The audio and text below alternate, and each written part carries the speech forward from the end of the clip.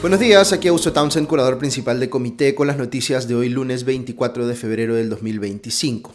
Siempre es bueno recordar que este es un podcast que no busca polarizar ni inflamar a quienes nos escuchan, sino hacerles llegar una explicación de las noticias calmada y sin dueños de la verdad para que se entienda mejor lo que está pasando en el Perú y el mundo. Si encuentras valioso lo que hacemos, no olvides seguir las cuentas de Comité en las distintas redes sociales, darle me gusta a nuestros contenidos, compartirlos y sobre todo comentar. Muy bien, el podcast de hoy llega con el auspicio de Bigmont Group, una firma de selección de talento y consultoría que ha venido acompañando a empresas líderes por más de una década y que, como empresa B, está enfocada en generar valor compartido desde una lógica de triple impacto económico, social y ambiental, porque el éxito empresarial ocurre cuando el talento y el propósito están alineados.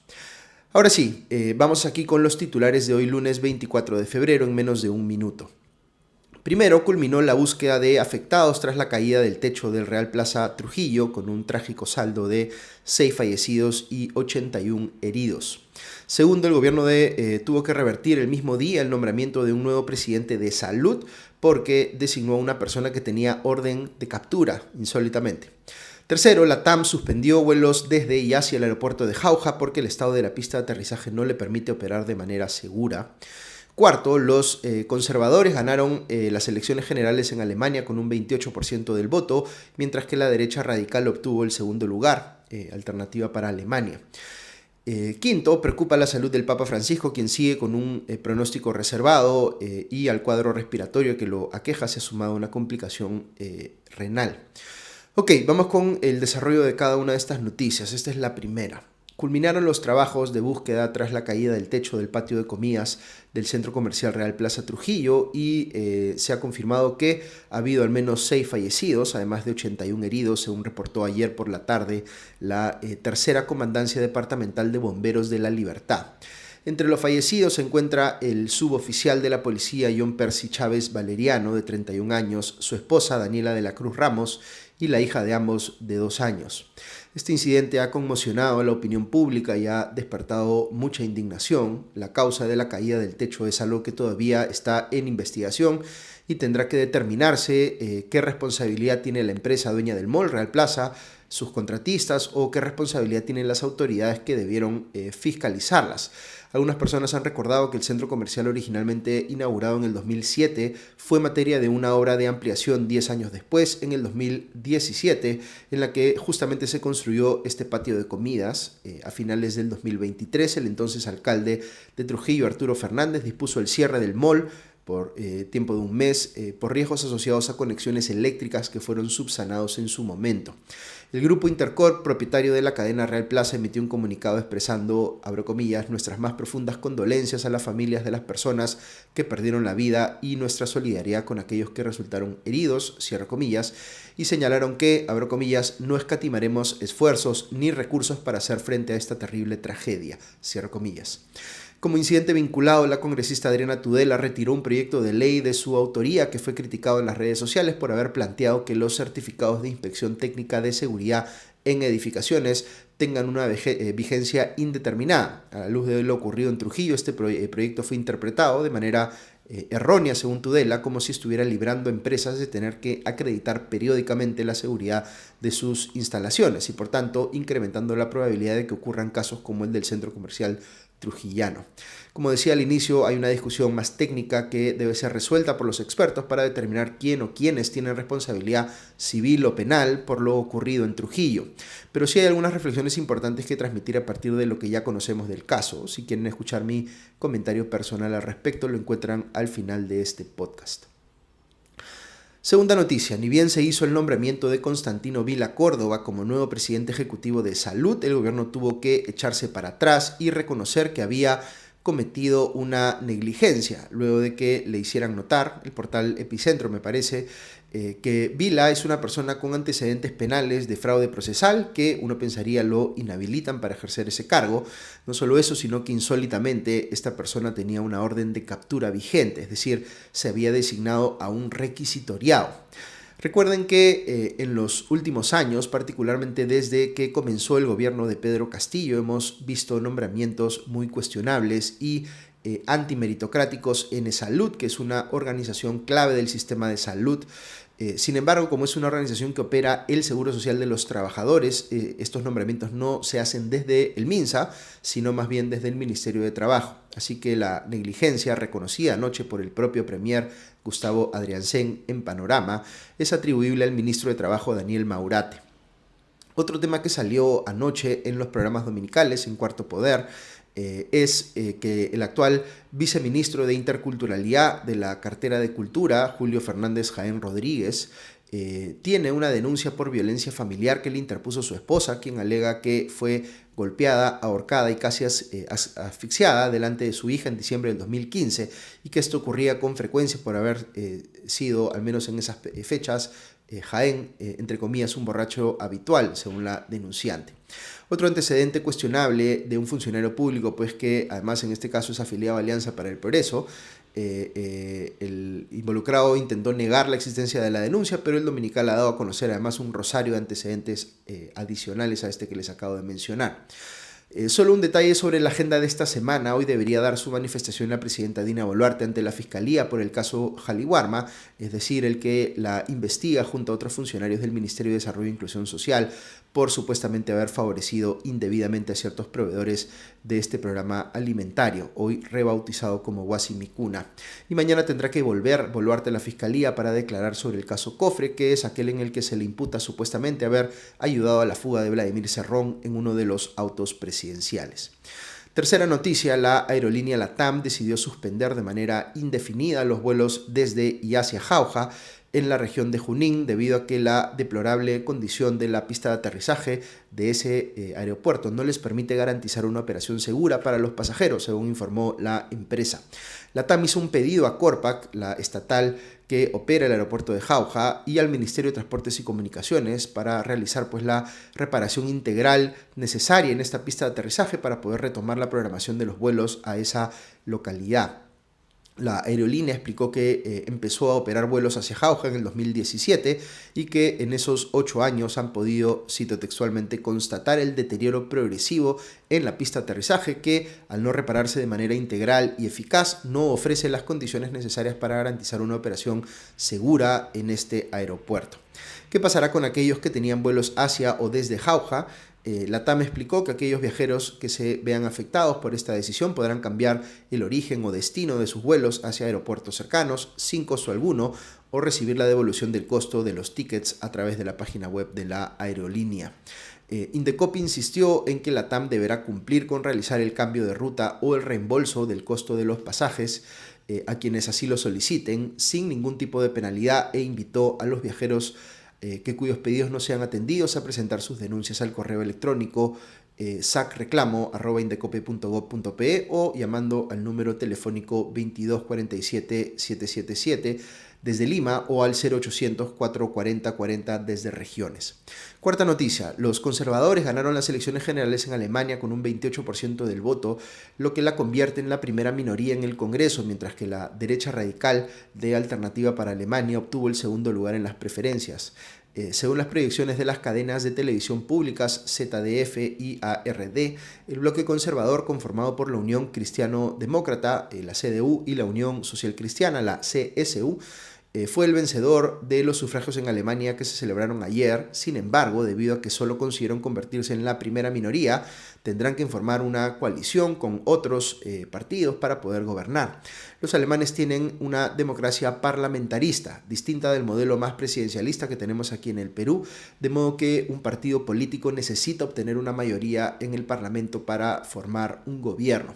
Si no se puede conseguir una mayoría por sí solo, solo le queda al partido ganador formar una coalición con otras agrupaciones para asegurarla y así poder gobernar.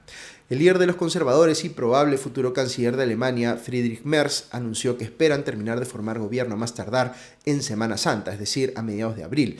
Merz descartó una alianza con Alternativa para Alemania, el partido de derecha radical que quedó en segundo lugar de la elección y que obtuvo el mejor resultado de su historia, de forma que los conservadores tendrán que buscar una coalición con el Partido Socialdemócrata, el SPD, del actual canciller Olaf Scholz, que registró su peor resultado desde 1890. Cabe mencionar que esta elección fue una elección anticipada debido al colapso de la coalición liderada por el Partido Socialdemócrata, que incluía a los Verdes y al Partido Demócrata Liberal en noviembre del año pasado. Esta elección era clave para Alemania, ya que el país se encuentra en un mal momento económico y una sucesión de atentados terroristas volvieron a poner en discusión los temas de seguridad y migración. Además, los comicios se producen en un contexto en el que el nuevo gobierno estadounidense de Donald Trump viene sacudiendo las relaciones internacionales y encaminando una posible negociación de paz sobre la guerra en Ucrania sin la presencia de la Unión Europea o de los propios ucranianos. La importancia de la elección se vio reflejada en la participación de los ciudadanos alemanes. Más del 83% de los electores habilitados acudieron a las urnas, la tasa más alta desde la reunificación del país en 1990. Quinta noticia, a los miembros de la Iglesia Católica, yo diría al mundo en general, viene preocupándoles bastante el estado de salud del Papa Francisco. Se ha informado que el Papa argentino Jorge Mario Bergoglio está en estado crítico con una crisis respiratoria que no ha podido superar del todo hasta el momento. Ya va más o menos una semana desde que inició este cuadro respiratorio, identificado como una neumonía bilateral que ha comprometido la salud del Papa y que lo ha tenido internado en el hospital Gemelli de Roma. La información que reportan algunos medios es que su pronóstico es reservado. Hay que considerar que Bergoglio tiene 88 años de edad. Ayer domingo, por segunda vez consecutiva, el Papa no pudo estar para guiar la oración mariana del Ángelus, entre otras actividades ceremoniales en las que su delicada salud no le ha permitido participar. El diario ABC ha recordado que en una entrevista del 2022, Bergoglio comentó que al asumir el cargo entregó una carta de renuncia a ser ejecutada en caso pasara algo grave con su salud. Esto ha llevado a que se empiece a especular sobre su posible sucesor. Más importante que eso, diría yo, es desearle pues pronta recuperación. Hasta aquí las noticias de hoy, pero si quieren escuchar unos minutos más, les comparto la reflexión del día. Lo ocurrido con la caída del techo del Real Plaza Trujillo el viernes pasado me ha dejado profundamente conmocionado, como a muchísima gente en el Perú. Es una tragedia que enluta al país y que no puede quedar pues como un hecho fortuito, sino que demanda el mayor esclarecimiento para que se sepa quiénes fueron responsables y quiénes se hacen responsables por lo ocurrido. No puede minimizarse en ningún caso el hecho de que han fallecido 6 personas y que más de 80 salieron heridas en un incidente que ocurrió además en una zona de alto tránsito de un centro comercial donde había incluso juegos para niños, lo cual haría pensar que todas las precauciones debieron haberse tomado para evitar un riesgo como el que fatídicamente se configuró el viernes pasado. Un caso como este conmociona mucho a la opinión pública y despierta indignación, porque no es normal que se caiga pues el techo de un centro comercial, que es precisamente un estandarte de la modernidad empresarial en el país. La gente inevitablemente va a buscar explicaciones y mientras sienta que se las están escatimando, más va a crecer su deseo de castigo hacia quienes considera responsables. Escuché anoche al gerente general de Real Plaza, Misael Shimizu, en Punto Final de Latina. Me dio la impresión de que el mensaje principal que quiso transmitir es, parafraseando, no es normal que nos pase esto porque somos una empresa que opera con altos estándares, pero nos estamos haciendo cargo de los afectados, corriendo con todos sus gastos y no vamos a escatimar recursos en apoyarlos. No lo dijo así de claro y la entrevista fue bastante accidentada y evasiva, pero estoy tratando de articular su mensaje para comentar mejor al respecto. Ese era, desde mi óptica, un mensaje secundario, más racional y calculado, que era esperable que de una empresa tras un suceso como este. El mensaje principal, sin embargo, debió haber sido una manifestación a corazón abierto que reconozca pues el dolor profundo que ha causado el incidente, la pérdida de confianza resultante y la necesidad del público y particularmente de las familias de los deudos de explicarse por qué ha pasado esto.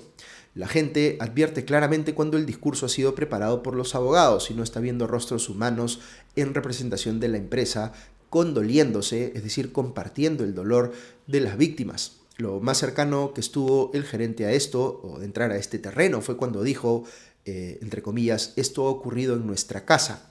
Pero luego rápidamente volvió a las ideas fuerza que seguramente le habían preparado de, entre comillas, hemos cumplido con todas las normas, tenemos estándares muy altos y cosas por el estilo.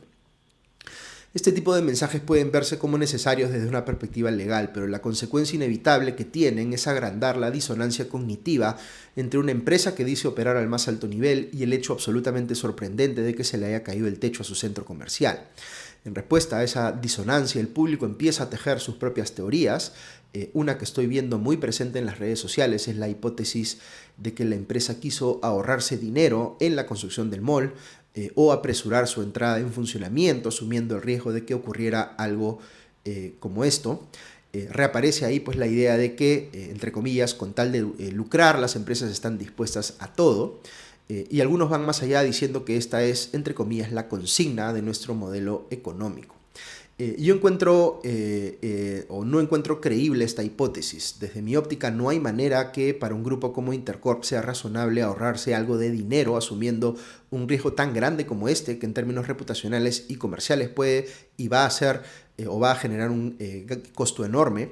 Es para mí muy inverosímil pensar que asumieron deliberadamente ese trade-off. Conozco por otro lado de primera mano casos de proyectos comerciales de este grupo que no salieron porque no aceptaron pagar los sobornos que les pedían las autoridades para viabilizarlo, de manera que la hipótesis de que pudieron haber sobornado para que les permitan operar con una infraestructura insegura, por esto último, sumado al anterior argumento, también me parece bastante inverosímil.